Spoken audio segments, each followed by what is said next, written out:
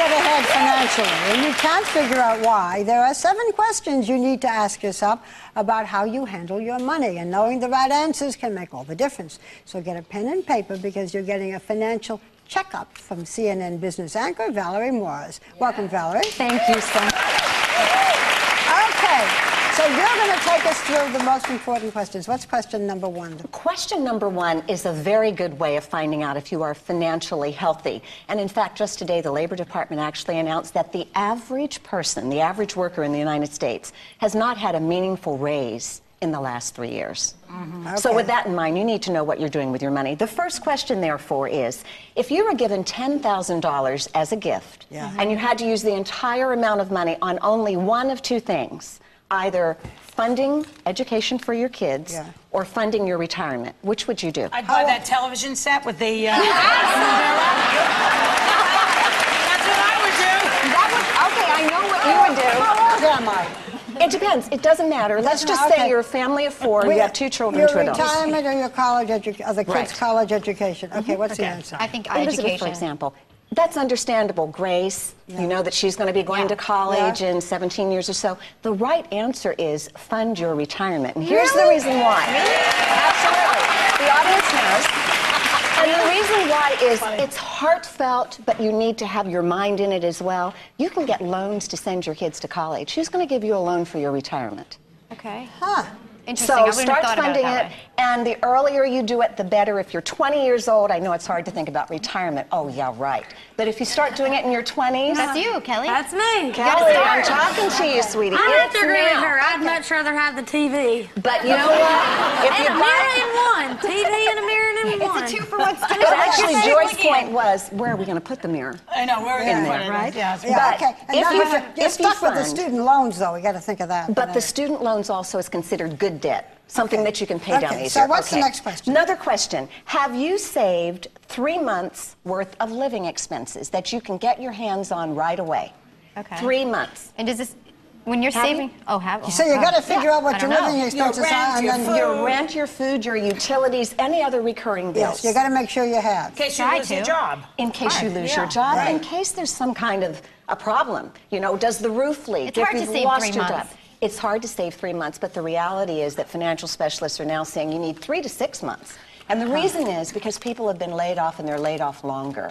So the last thing you want to do is have to face one of these things and then go, I don't have rent next month. I wonder if the audience, how many of you clap if you have 3 months savings? That's pretty good. That's pretty good.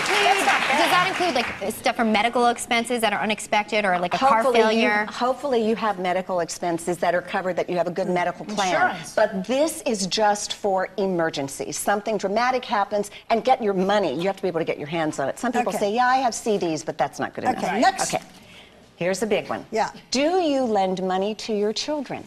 I do. Is it a loan or is it a gift? Come on, you give it. You don't lend it. Is it a loan or a gift? Right? It's a loan. She will try to pay me back. All right. What was that? And I trust her.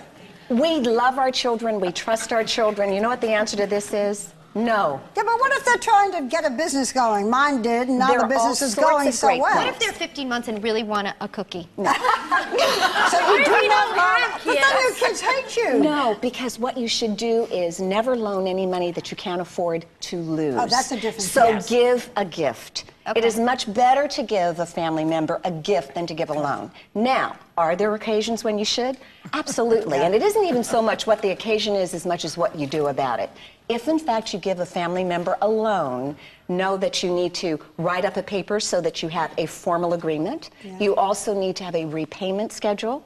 And you also need to charge interest. And that's what the federal government says. Well, Really? we I did some didn't of make it that, up. but People not are all looking of at me it. So going, wait, oh, bad person. Is it illegal then to not charge interest? You must charge a certain percentage of interest on a family loan. Oh, You're able to give $11,000 a year absolutely free. To anyone in your family. To anyone in your family. But the reality is, people think with their heart, they don't think with their brain. Instead of a loan, give a gift. It's much better. It's much easier. Right. Okay. Next. Next. How about Online bill payments. Is this Oh, something that you were wondering well, about, Barbara? I can barely do emails, so the idea of doing online internet payment is beyond me. Is it a good thing to do? It's a very good thing to do. A lot of people say, I want to walk into that brick and mortar bank. I want to be able to see the individual that I'm talking to. The reality is online bill paying is safe. It's fast, a very expedient thing. And what happens, you know, if you're traveling and all of a sudden you go, oh my God, my rent is due. Yeah. And you're going to try and figure out, are you going to send it Federal Express or overnight mail or whatever? Online bill paying is a very safe, secure thing to do. There's something about giving a woman, a person, the money, as opposed to putting it into cyberspace. Into the Ethernet or the Internet. There's something scary and creepy about it. But just know that it's coming anyway. So you might as well join it because it is just going to be the way. Okay, whatever questions we don't get to, we're going to put on our website. But what's the next important one? Do you know your credit score? No. Yes. Yes? Good. What's your credit? Do you want to tell? It's good, but it... All right, let me give the range. Credit score ranges from 350. What do you mean credit score? A credit score is the sum of your financial history, how well you have done. And then lenders apply a number to it. And that number is what says Barbara is going to get a great interest rate if she wants a loan because her credit score is high. So how do you find it out? 350 to 800. If your credit score is 720 or higher, excellent. If it is 680 to 720, still okay. If you're under 680, you need a financial checkup. You can get it when you get your credit report, which everybody should get every year. It's free of charge online. Okay, thanks to Valerie Morris. That's very important information. And if you don't have more, you can find it on our website. We'll be right back.